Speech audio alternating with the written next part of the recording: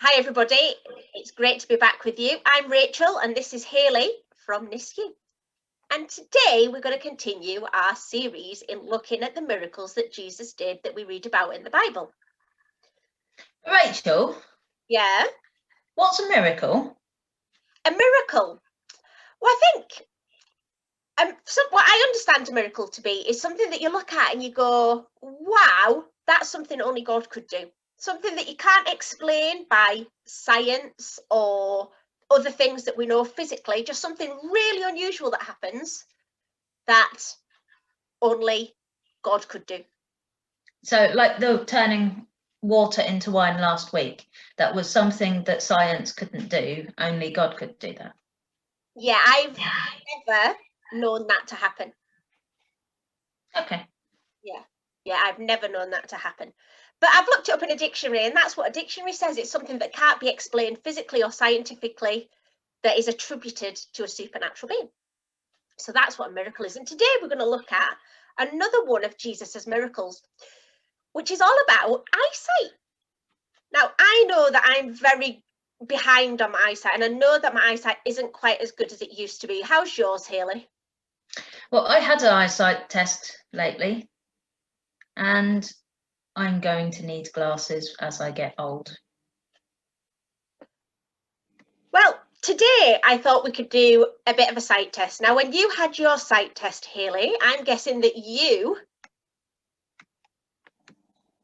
maybe, oh, there we go, had a bit of a chart like this. I can't see that very well. Yeah, where the letters start big and get smaller and smaller to see how close you can see. But I thought it would be a bit boring to do a traditional sight test. So I thought we could look at some pictures and see what we see. So looking at the first, are you ready? I'm excited. Can you see a young woman or an older woman? I see a young woman. There is no old woman. Oh, there is. There's definitely, because I can see the older lady first. So you can see, if you can see the young woman, then you can see the feather in her hair, and she's kind of glancing over her shoulder, isn't she? And you can see her chin and her ear. But what's the ear on the younger woman is actually the eye of the older lady. And the chin is the nose, and the young lady is wearing a necklace, and the necklace actually is the older lady's mouth. Oh, I see it now.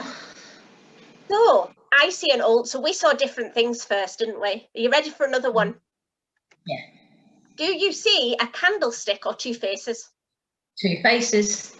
I see two faces as well. I think this one's a little bit easier. You've got two faces in black facing each other, or you've got a candlestick in gold, but they're both there, but only one of them is obvious first, and then sometimes the other one has to be pointed out. Should we try another one? Duck or rabbit? Rabbit. See, I see a duck. No, there's no duck. Oh, there is a duck. You can see the rabbit. You've got the rabbit ears sort of sticking up and the rabbit looking to one side. The eye of the duck is the same as the rabbit, but what would be the bunny ears that you see is actually the beak of the duck. Can you see it now? Oh, no. Trust me, it's definitely there. What about this one? You quite often have a colour blindness test, don't you, in a sight test? So is this dress black and blue or white and gold? Black and blue. There's no denying it. Well, the thing is, I see white and gold. Then you're wrong.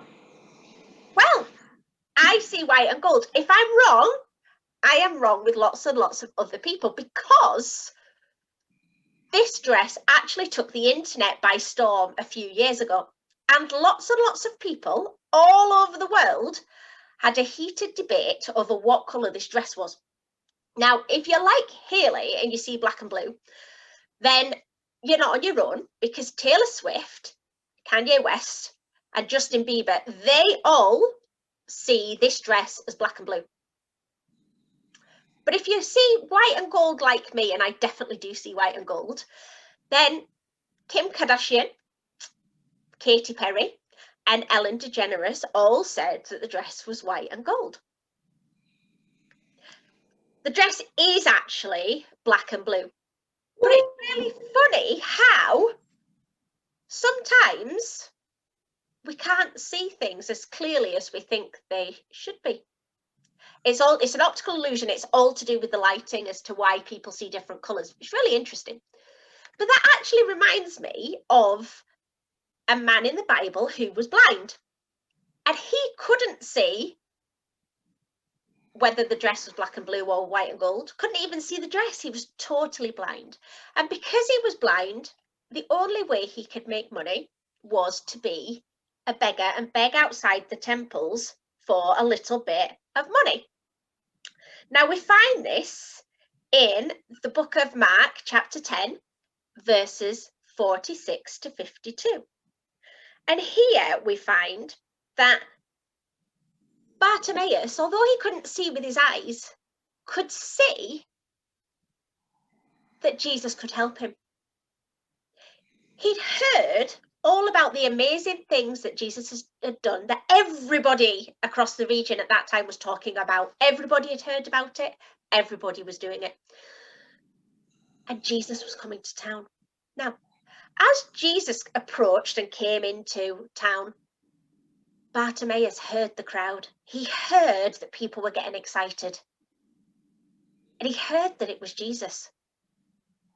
And he knew that this was his hope. So he shouted out in a loud voice, "Jesus, Son of David, have mercy on me."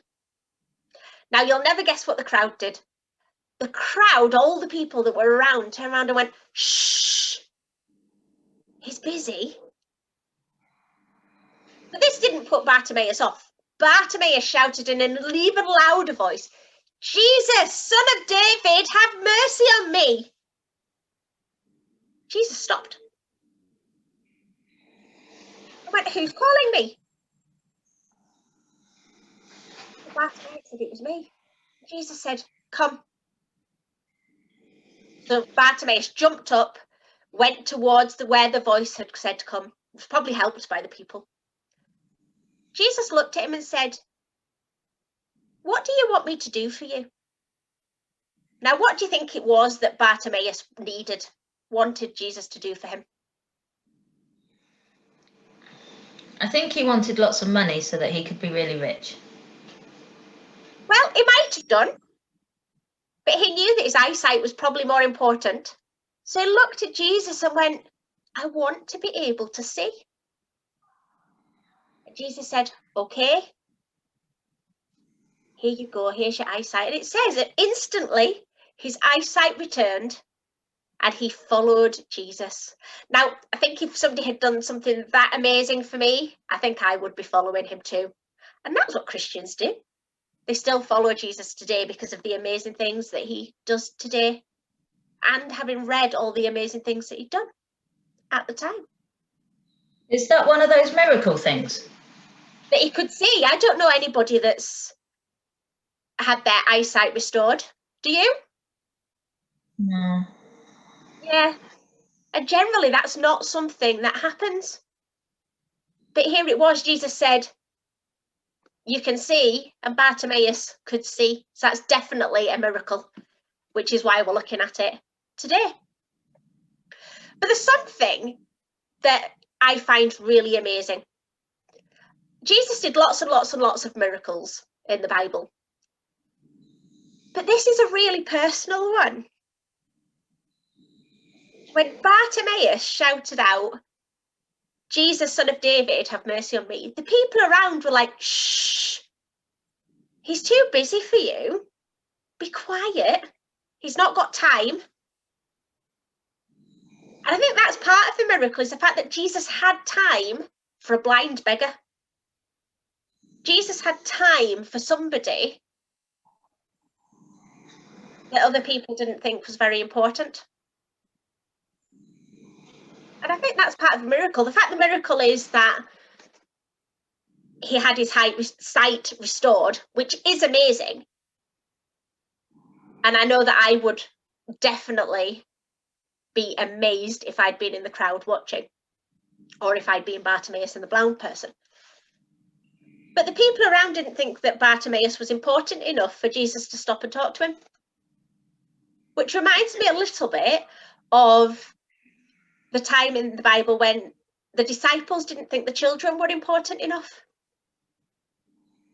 Jesus had been busy teaching all the adults, and the disciples were telling the children to go away, even though the mums and dads were bringing their children to be blessed. And it was Jesus who said that, let the little children come to me, because Jesus saw how important children are. And there's Zach the taxman, Zacchaeus. Nobody liked Zacchaeus because he was a taxman and nobody likes paying tax. But he used to steal a bit of the money too. But Jesus had time to have dinner with Zach because God makes time for everybody, and Jesus made time for everyone. Even a blind beggar who sits outside the temple begging for money in order to feed their family and feed themselves. I think that's amazing.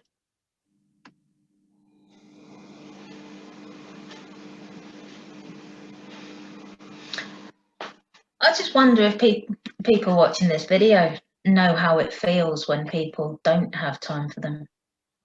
I know I do. And it kind of makes me feel really quite sad.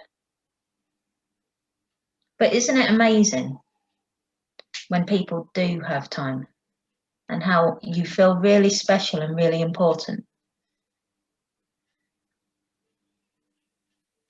I just wonder if there's anything that we can do, whether we can make time for other people and how we're going to do that, and help people feel that important and that special and that hope as well. I find it amazing that God makes time for me. But because I have that time made for me, that makes me want to make time for other people. Because just like I'm important to God, other people are important to me too. But I wonder how we can show that people are important. Because in the Bible, it reminds us that God showed his great love for us by sending us Jesus into the world. What can we do to show other people that they're important? I think that's a great challenge to set us today. I think we might need a little bit of help to do that. So do you think we can say a quick prayer about that, Hayley? I think we can. So we'll say a little prayer, and if you agree with the words that I say, yeah, just say amen at the end, which means I agree. Dear Father, thank you that when we have people make time for us, that we feel special and important. Thank you that you always make time for us too, and we know how special and important we are.